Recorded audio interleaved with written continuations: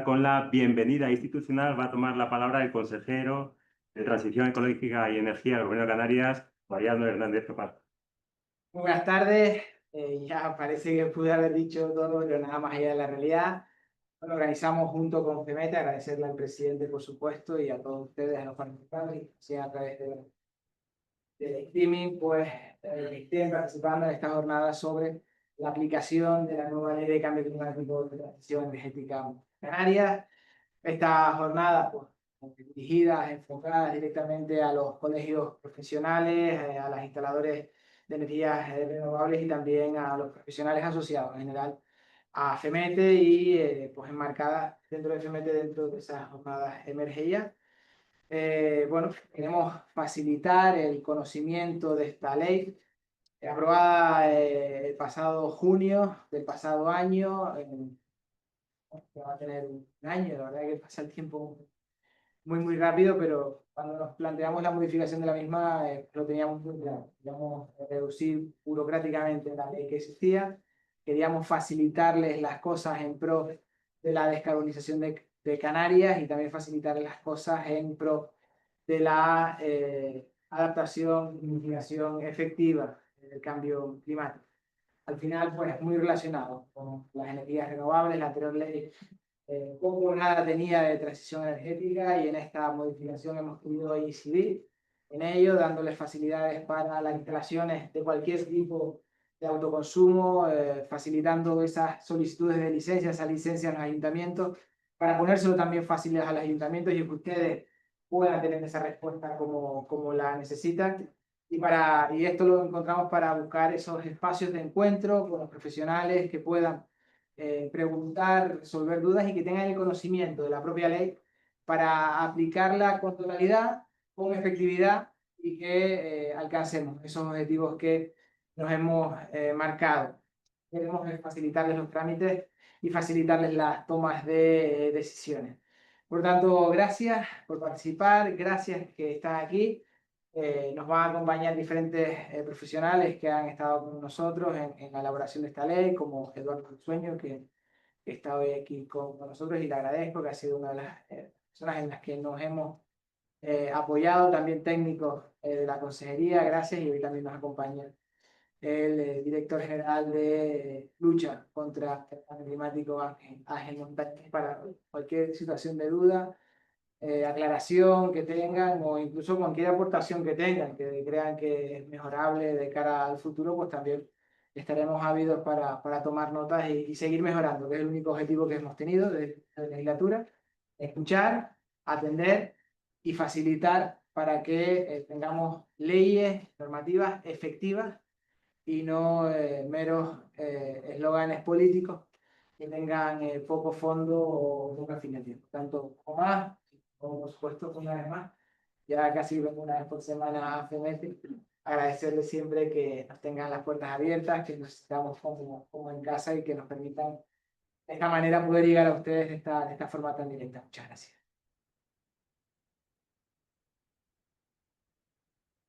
Gracias, consejero. Toma la palabra el presidente de FEMETE, Juan Antonio Jiménez.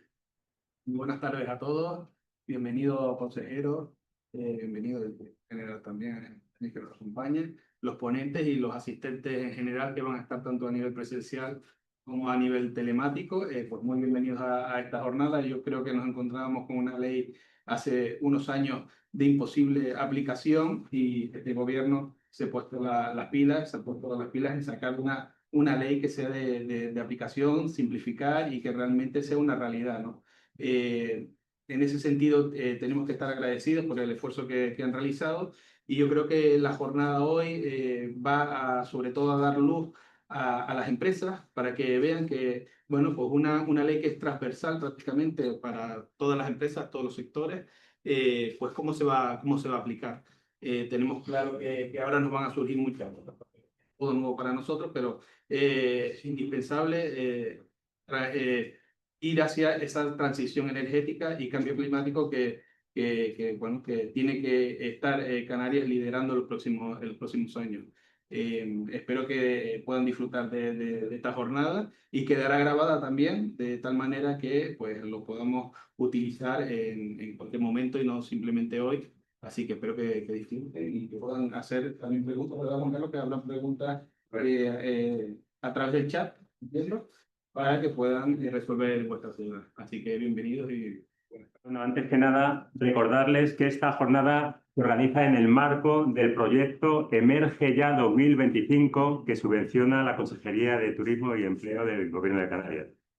Y como hemos tenido este retraso imprevisto, vamos a darnos un pequeño salto y vamos a comenzar con las propuestas de modificación en la Ley del Suelo y de los Espacios Naturales Protegidos y casos prácticos sobre la Ley del Cambio Climático y Transición Energética.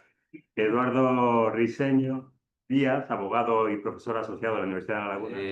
Como la normativa es compleja, ustedes, tanto los presentes como quienes estén en online, pues pueden hacer preguntas sobre la marcha, que además pues seguramente vendrán al caso, o después cuando ya termine la exposición. Bueno, sin más, a ver, el decreto ley 5/2024, que modificó la ley de cambio climático y transición energética de Canarias, es un decreto ley extenso. Trató de simplificar y simplificó un montón, pero tiene un contenido muy diverso y muy horizontal, afecta a muchísimas materias. Nosotros nos vamos a centrar más en el aspecto edificatorio, más en el aspecto el planeamiento, más en el aspecto, vamos a decirlo así, local, ¿no? Vale. Las principales novedades que repercuten sobre el territorio y que repercuten también sobre los municipios y muchísimos profesionales que, como ustedes, pues están un poco, mm, vamos a decirlo así, me permiten la expresión, en el aire, a la hora de saber cómo tienen que enfocar estas cuestiones, ¿no? Entonces, bueno, como se ha hablado también de ejemplos prácticos, lo que vamos a hacer es, esos ejemplos prácticos los vamos a ir dando a la vez que analizamos el precepto en cuestión, sin perjuicio, ya les digo, de los casos concretos que ustedes puedan plantear. Bien,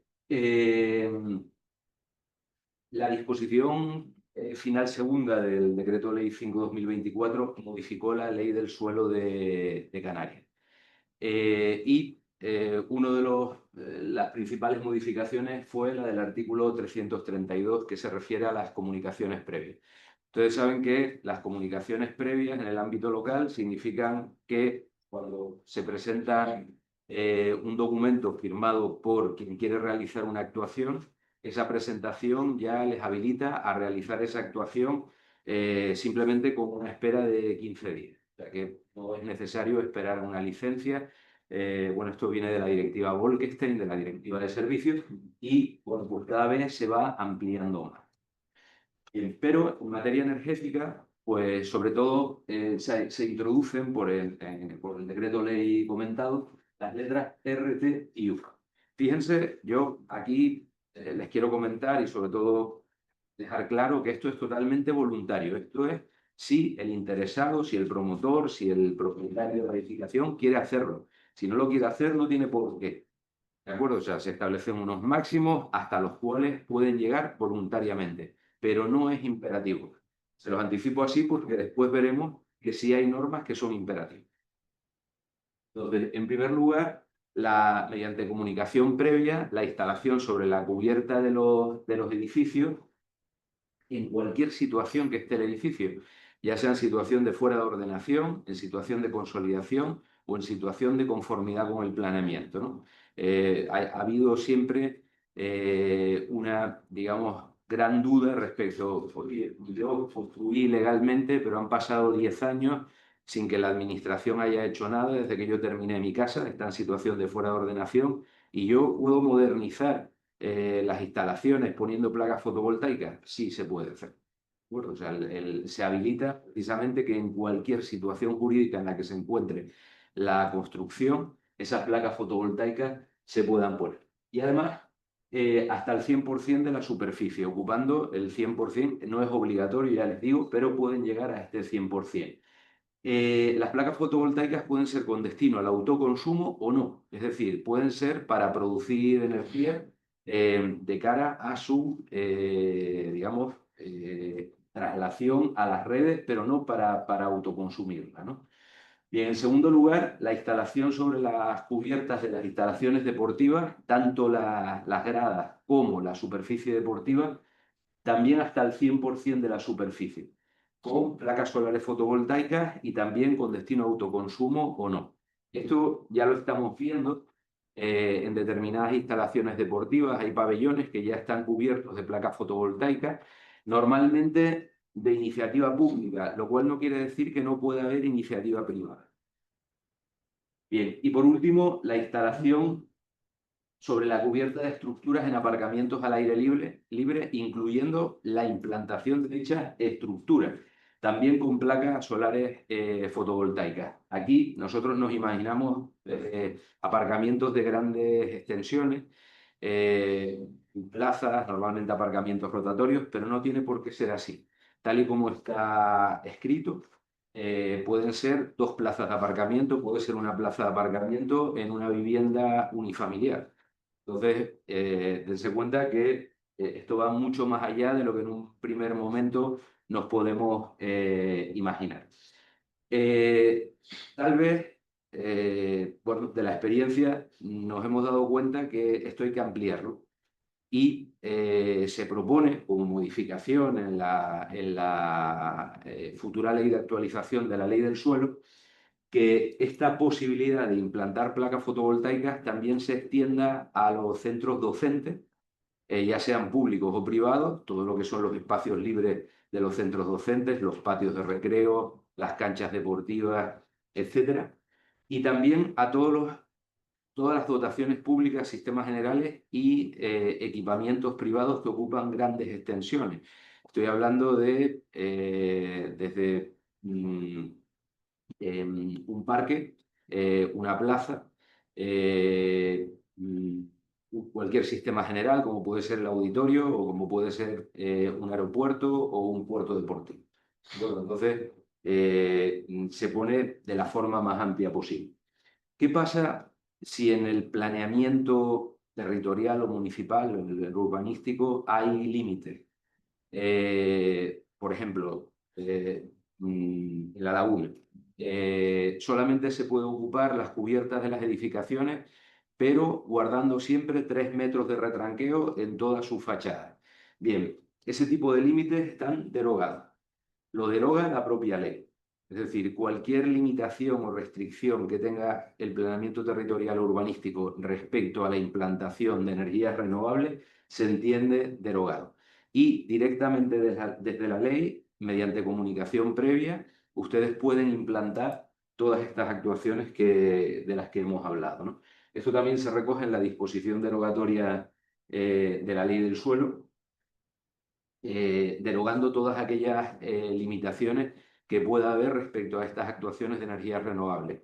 Fíjense, por ejemplo, nos pasó en un ayuntamiento, en un municipio, quiero recordar, de Fuerteventura, donde se decía que las cubiertas no eran transitables y, por tanto, lo decía la normativa urbanística, y por tanto no se podían implantar placas fotovoltaicas. Esa limitación se entiende derogada. Eso sí, con digamos, una excepción, que son los conjuntos históricos. Dentro de los conjuntos históricos prevalece la protección del patrimonio cultural, de los valores culturales, sobre la lucha contra el cambio climático. Y esto estamos hablando de cualquier clase de suelo, ya sea urbano, urbanizable o rústico. Bien. Pasamos a lo que es el planeamiento. Y en el planeamiento tenemos que ver 2 artículos, el 20 y el 21. El artículo 20 nos dice que en todos los procedimientos de aprobación de cualquier instrumento de ordenación, ya sea de los recursos naturales, ambiental, territorial, urbanístico, el que sea incluso sectorial, se tiene que incorporar la perspectiva climática al planeamiento. ¿Dónde se incorpora? En las memorias. En las memorias de ordenación es donde hay que incorporarlo, y también en la evaluación ambiental estratégica. Aquí les quiero plantear esto desde un punto de vista práctico. O sea, no solamente en la evaluación ambiental estratégica parece que todos son límites, ¿no? O sea, hay que proteger, me permiten la expresión, hay que proteger el bicho, hay que proteger la biodiversidad, ¿no? Sí, esa es, digamos, la evaluación inmediata. Aquí hay plantas, aquí hay escarabajos, a proteger, lo que sea. Pero después está la evaluación mediata. La evaluación mediata es digamos, una perspectiva a medio plazo y largo plazo sobre los beneficios que esa actuación va a tener sobre el medio ambiente, sobre la lucha contra el cambio climático, que también tiene que valorarse y se establece de manera obligatoria. Bien, en el artículo 21 nos hablan de la modificación del modelo territorial y urbanístico y esto ha suscitado bastante, bueno, por lo menos nerviosismo en muchos ayuntamientos, ¿no? La redacción inicial hablaba de podrán y ahora se pasa a deberán, es decir, tiene que ser, es obligatorio. Lo primero, modelos compactos de ocupación del territorio, el urbanismo vertical, no hacer un urbanismo desarrollista de ocupación del suelo, sino un urbanismo de edificaciones plurifamiliares. Eso ya venía también en la ley del suelo, pero bueno, se refuerza, ¿no? Pero sobre todo tener usos intensivos y eficientes de los terrenos urbanizados. Aquí es la llamada zonificación, la mezcla de usos, de manera que los ciudadanos no tengan que desplazarse de forma o con unos recorridos muy largos, sino es la llamada la ciudad de los 15 minutos, ¿no? Ideada por Carlos Moreno y que incluso ahora ya se está llevando a la ciudad de los 5 minutos en determinadas ciudades, ¿no? El antiguo puerto industrial de Copenhague ya habla de la ciudad de los 5 minutos, que consiste básicamente en tener todos los servicios esenciales a menos de 15 minutos andando o en bicicleta, es decir, no utilizando transporte de motor, ¿no? Bien, también esto refuerza, ¿no?, el apego al barrio, el amor del lugar, etc. Bueno, y vemos que hay muchas actuaciones en este sentido. En segundo lugar, garantizar en todas las actuaciones de transformación de nueva urbanización, fíjense que las actuaciones de transformación de nueva urbanización son los suelos urbanizables que se convierten en urbanos, es decir, cuando pasamos de un entorno rural a un entorno urbanizado, a un entorno, bueno, lo que se llama la ciudad hecha, ¿no? Entonces, ahí se tiene que garantizar la provisión energética con fuentes de energías renovables para lograr la máxima autosuficiencia. La máxima autosuficiencia no es el 100%. La máxima autosuficiencia se tiene que justificar en la memoria de ordenación dependiendo de las características que tenga esos suelos, ¿no? Dependerá de si el municipio es rural, de si el municipio es urbano, etc. Incluso de la topografía, ¿no?, de la propia topografía. La cuestión más polémica, vamos a decirlo así, es esta. En los instrumentos de nueva redacción, en las modificaciones plenas de esos instrumentos y en las actuaciones de transformación de nueva urbanización hay que buscar soluciones basadas en la naturaleza. Hasta aquí no hay problema. Todos estamos de acuerdo con esto, ¿no? Soluciones basadas en la naturaleza, ya lo decía la redacción original de la ley. Pero, ¿en qué consisten esas soluciones basadas en la naturaleza? Bueno, pues ahora se concreta. 10 metros cuadrados de zona verde por habitante y un árbol por cada 3 habitantes. Claro, los municipios que ahora mismo están redactando sus planes generales no están sujetos a estas obligaciones. Si empezaron antes del 26 de junio del año 2024, que muchos de ellos empezaron antes, no tienen esta obligación, ¿no?, pues por el régimen transitorio. Las disposiciones transitorias quinta de la Ley de Cambio Climático, etc. Pero, bueno, son estándares difíciles de cumplir, pero se pueden cumplir. En la ley de actualización de la ley del suelo, la Consejería de Transición Ecológica ha propuesto que estos 10 metros cuadrados de zona verde comprendan los 5 metros cuadrados de espacio libre por habitante que ya marca la propia ley del suelo. Es decir, que no sean de forma independiente, que no se tengan que aplicar de forma independiente, sino que uno esté dentro del otro. Bien, y también los 20 metros cuadrados de espacio libre por cada 100 metros cuadrados de edificación. Esos también se pueden entender comprendidos dentro de esas 10 metros cuadrados de zona verde, siempre que ese espacio libre efectivamente sea una zona verde, es decir, que tenga cubierta arbórea, etc. Bueno, ahora, ¿se acuerdan que al principio les dije, vamos a distinguir entre aquellas actuaciones que son voluntarias y aquellas actuaciones que son obligatorias? Ahora llegamos a la parte que es imperativa. está en la disposición adicional 25ª de la Ley del Suelo. Claro, a esa pues pocas veces llegamos. Nos leemos la primera, la segunda, pero a la 25ª pues rara vez llegamos. Pero está ahí, ¿no? Entonces es bueno que sepan que tienen que irla a ver. Bien, y aquí ya es verdad que esto es una imposición, nos dice, en todas las edificaciones de nueva planta, en todas las reformas integrales, en todas las rehabilitaciones y en todas las remodelaciones, se tiene que prever e implantar, prever en el proyecto e implantar efectivamente cuando se ejecute la obra, el 100% de la superficie de la cubierta con placas solares fotovoltaicas o térmicas. Claro, esto, y ustedes dirán, bueno, ¿y esto a partir de cuándo? Bueno, pues a partir de cualquier licencia que se haya presentado desde el 26 de junio del año 2024. Las anteriores se rigen por la normativa anterior. Lo podrán hacer voluntariamente, pero no es imperativo. Pero a partir del 26 de junio de 2024, cualquiera que se haya presentado tiene que cumplir con esta previsión. Bien, fíjense que dice incluso en contra de las determinaciones territoriales o urbanísticas, aunque el planeamiento diga otra cosa, o aunque el planeamiento permita otra cosa. Les voy a poner un ejemplo de Santa Cruz. La ordenanza de edificación de Santa Cruz permite sobre las cubiertas la implantación de piscinas. Ya esa previsión, como es una posibilidad, se ve apartada por este carácter imperativo de la norma.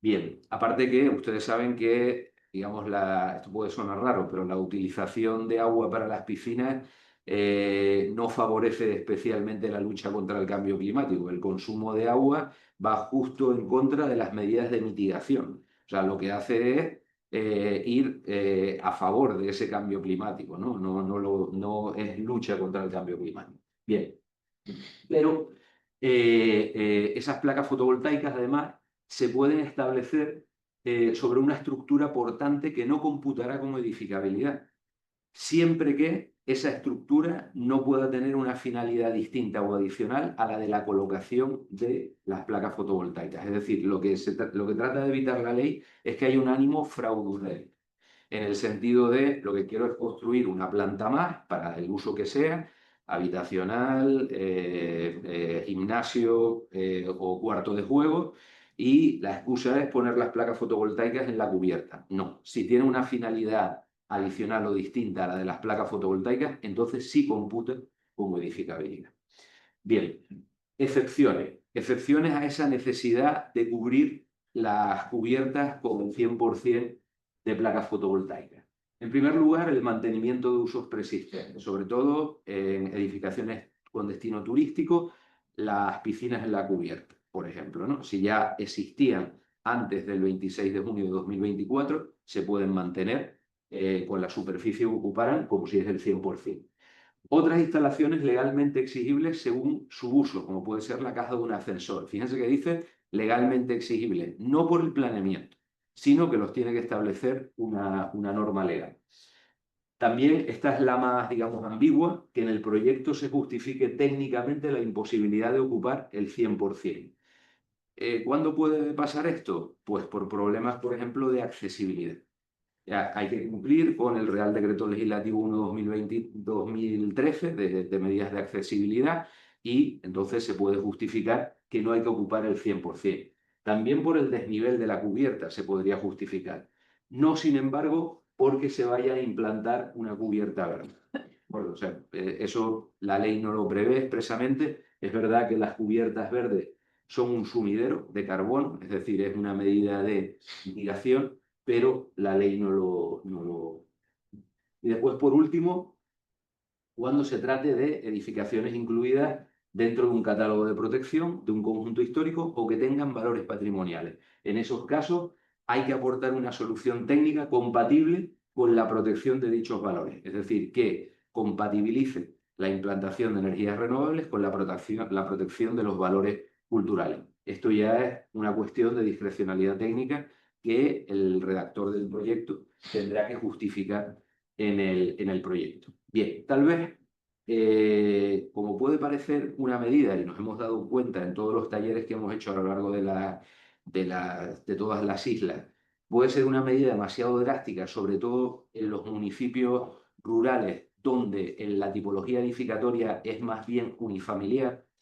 En la ley de actualización de la ley del suelo se propone, digamos, una modulación de esta regla, de manera que esta regla de la que estamos hablando es de aplicación a las edificaciones plurifamiliares, pero no a las edificaciones unifamiliares, donde solamente se exigirá la ocupación de la cubierta con placas fotovoltaicas que sea necesaria para el autoconsumo.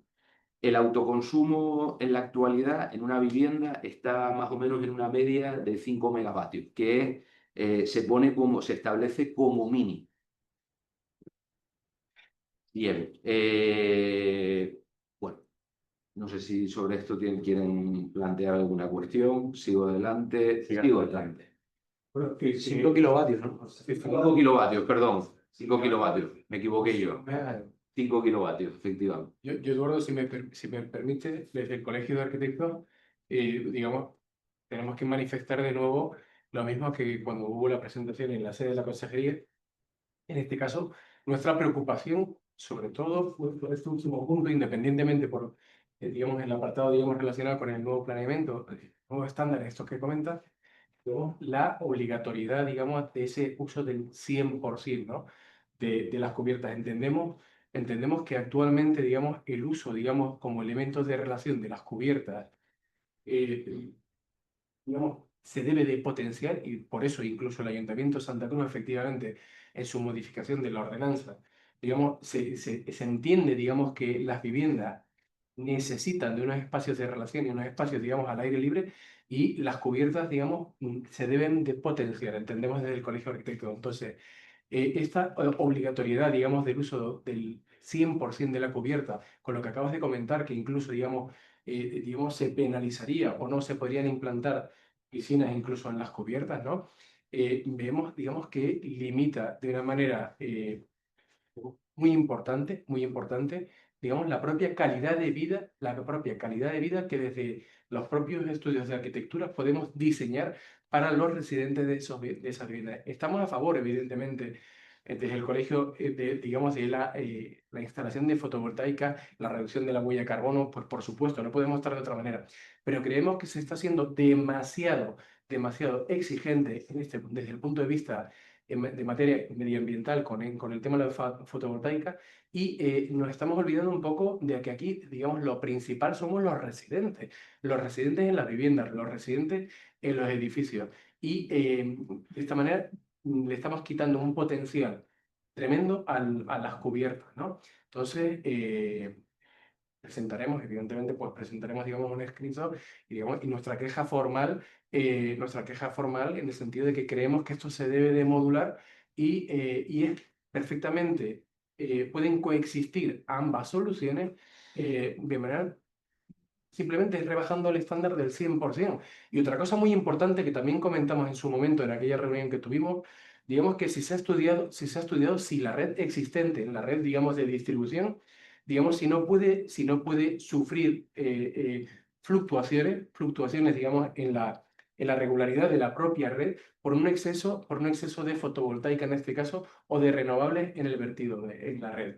Ya en ese momento, un instalador que estuvo, digamos, en esa reunión comentó que ya se han detectado en zonas donde hay mucha presencia de fotovoltaica que se producen, digamos, fallos armónicos, digamos, un poco en la red, precisamente por el tema fotovoltaica. Y casualmente, hace aproximadamente un mes, en la España peninsular se sufrió un gran apagón y se está valorando muchísimo si ha sido por cuestiones, digamos, de fotovoltaica, ¿no? O de renovables, mejor dicho. Entonces, repito, estamos a favor, por supuesto, pero creemos, digamos, que se está siendo demasiado, digamos, exigente en el porcentaje, digamos, de implantación de fotovoltaica y nos estamos olvidando, o se están olvidando, digamos, en este caso, de los residentes. Y las cubiertas, y lo vemos sobre todo después en este caso, de lo del COVID, las penurias que pasaron muchísimas personas que estuvieron, digamos, recluidas en sus viviendas, que muchos son pisos, donde no habían espacios, digamos, al aire libre. Entonces, pedimos, digamos, una reevaluación, digamos, sobre todo de este punto, que lo entendemos, digamos, de máximo y se están olvidando un poco de los residentes. Bueno, yo en cuestiones técnicas, No, no, yo entiendo. ustedes han visto, no es No, oficialidad. no, pero estoy en la obligación un poco. Sí, sí, no, claro, claro. Lo que pasa es que si nos basamos también en estadísticas, ¿no? Y entonces las estadísticas nos dicen que hay que tomar medidas drásticas, es decir, medidas que de verdad se noten y que medidas que de verdad se noten a corto plazo. Entonces, de esta manera, por ejemplo, con el tema de las ordenanzas la ordenanza de edificación que permite las piscinas, bueno, puede haber sido, es que hemos pasado de la noche al día, porque resulta que hace 4 o 5 años las cubiertas no eran transitables. No, Vino el COVID. prohibición. Es que perfectamente, Eduardo, y disculpa que te interrumpa, es que no nos olvidemos, digamos, que a nivel mundial ha habido, digamos, un punto de inflexión grandísimo que ha sido el COVID. Y a raíz de eso, digamos, incluso en los propios diseños de la vivienda, y lo recibimos, digamos, a diario, digamos, el propio consumidor y usuario final, digamos, nos demanda, digamos, mucho espacio al aire libre, precisamente por eso. Bueno, yo, o sea, lo que les puedo decir es que con esta medida hay 2 medidas de mitigación, ¿no? La de la implantación de energías renovables y el ahorro de consumo de agua. Entonces, claro, o sea, pues es una medida que puede parecer drástica, pero desde luego una medida efectiva. Bien, bueno, pasamos al siguiente, que es la implantación de energías renovables en suelo rústico. Aquí nos vamos al artículo 72 y en el artículo 72 nos dicen que en cualquier categoría de suelo rústico de protección económica, salvo la de protección agraria, y en suelo rústico común, se puede autorizar la implantación de energías renovables, ya sean fotovoltaicas, eólicas o cualquier otra procedente de fuentes endógenas renovables, incluso aunque no estén previstas en el planeamiento, siempre que no haya prohibición en el plan insular de ordenación. Si no hay prohibición en el plan insular de ordenación, se puede autorizar como uso de interés público o social, que digamos que es un uso que tiene que declarar expresamente el cabildo, con lo cual ya entran en juego 2 administraciones, cabildo y ayuntamiento. En suelo rústico de protección agraria, la exigencia es mayor, porque se exige la previsión expresa en el plan insular de ordenación. Si, por ejemplo, lo que no tiene que estar es detallado. Basta una previsión genérica, como puede ser la que tiene el Plan Insular de Ordenación de Gran Canaria, ¿no? Que delimita determinada zona con posibilidad de implantación de energías renovables. Ya los detalles ya los concretará el correspondiente cabildo. Bien, en cualquier categoría de suelo rústico, ya sea de protección ambiental, de cualquiera de ellas, en las cubiertas de las instalaciones, construcciones y edificaciones se pueden instalar energía fotovoltaica como uso complementario. Esto significa, como uso complementario, significa que quien lo instale tiene que ser agricultor profesional o una cooperativa agraria o una sociedad cuyo objeto social sea la agricultura. Bien. Y sin sujeción a los límites del artículo 61.5 de la Ley del Suelo, es decir, se puede ocupar la superficie que se quiera.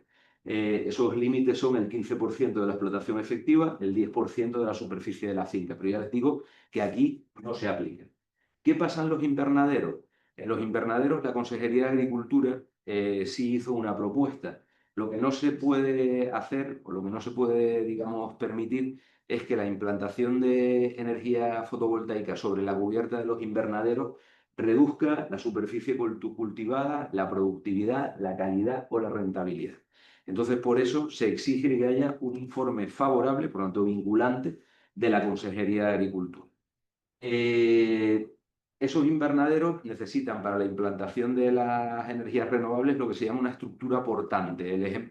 La definición de estructura portante está en el artículo 2 de la Ley del Suelo y es aquella estructura que no solamente soporta el invernadero, sino que es suficiente para soportar cualquier otra instalación, como pueden ser las placas fotovoltaicas. En los suelos rústicos ambientales hay que estar a lo que diga el instrumento de ordenación. Es decir, aquí prevalecen los valores ambientales, pues los valores naturales sobre la lucha contra el cambio climático. Y en el suelo rústico de protección de infraestructura, la instalación de placas fotovoltaicas se considera un uso compatible con la infraestructura principal hasta el porcentaje que justifique el proyecto técnico. Les pongo como siempre pensamos en las infraestructuras siempre pensamos en las grandes infraestructuras viarias, pero también piensen en las infraestructuras hidráulicas, los embalses, las balsas, que ya se están cubriendo de placas fotovoltaicas. Bueno, ya para terminar, y ya quedamos abiertos a la cuestión de las preguntas que pueda haber, simplemente decirles que respecto a los vehículos eléctricos, se prevé, la ley dice que hay que prever la implantación de puntos eléctricos en aquellos establecimientos que sirvan de parque móvil, tanto a, digamos, titulares privados como titulares públicos, ¿no? Lo que pasa es que no lo concreta la ley. ¿Por qué no lo concreta? Porque es una competencia estatal. La competencia estatal, donde viene prevista, es el Real Decreto 732/2019. Lo que dice es que tiene que haber un punto eléctrico por cada 40 plazas de aparcamiento o fracción cuando se trate de usos no residenciales. Como esto era a partir de que entró en vigor, porque es una modificación del Código Técnico de la Edificación, la pregunta era, ¿y qué pasa con los estacionamientos existentes? Bueno, el Real Decreto Ley 29/2021 dice que antes del 1 de enero de 2023, es decir, ya han pasado pues 2 años y medio, tenía que estar instalados esos puntos eléctricos en proporción de 1 por cada 40 plazas de aparcamiento o fracción hasta 1000 plazas. A partir de ahí, un punto por cada 100. Yo ya me callo, que ya he hablado demasiado y estoy abierto a cualquier cuestión que me quieran plantear. Muchas gracias. A día de hoy, el sistema energético canario supone un sobrecoste de 760 millones de euros. Es un sobrecoste que se paga desde el contribuyente un 50% y el otro 50% con la factura de la luz. Al final hay que reducir eso para ser competitivo. Se reduce la factura de la luz y a través del autoconsumo, si no nos interesa el cuestión de las emisiones, también desde el punto de vista económico. Entonces, sí, entendemos la preocupación, pero bueno, la hemos adquirido sobre todo para la vivienda unifamiliar, pero hay que arrimar el hombro. Una posibilidad respecto al tema del coste, ¿no? Esa sobrecoste que supone la implantación de energías renovables, es preverlo a través de otro instrumento, ¿no? O sea, la implantación sobre la cubierta de las energías renovables puede legitimarse a través de una comunicación previa, y esa comunicación previa donde se diga que la implantación será a la finalización de la ejecución de la obra, ¿no? De manera que no vaya en el impuesto que se liquida de forma anticipada, sino que puede ir después. Bueno, es una forma de, digamos, distribución del gasto, ¿no? Por poner una solución. ¿Y no se pueden contemplar otras soluciones equivalentes que no sea la ocupación del 100% de la cubierta? Es decir, por ejemplo, colocar placas en fachada que ocupen la superficie que se dejen de colocar en la cubierta. Nos hacen esa cuestión. Bueno, es cierto que las placas se pueden colocar, vamos, cualquiera que sea el desnivel. De hecho, también va a haber una modificación de la ley del suelo en ese sentido, respecto a lo que se llaman las zonas de aceleración de renovables. Y bueno, sería una posibilidad, habría que contemplarlo. O sea, dense cuenta también de una cosa, o sea, nosotros en los talleres que hacemos, nos queda el próximo lunes en Las Palmas, también se sacan ideas de cara a las propuestas que se puedan hacer para la modificación de la ley.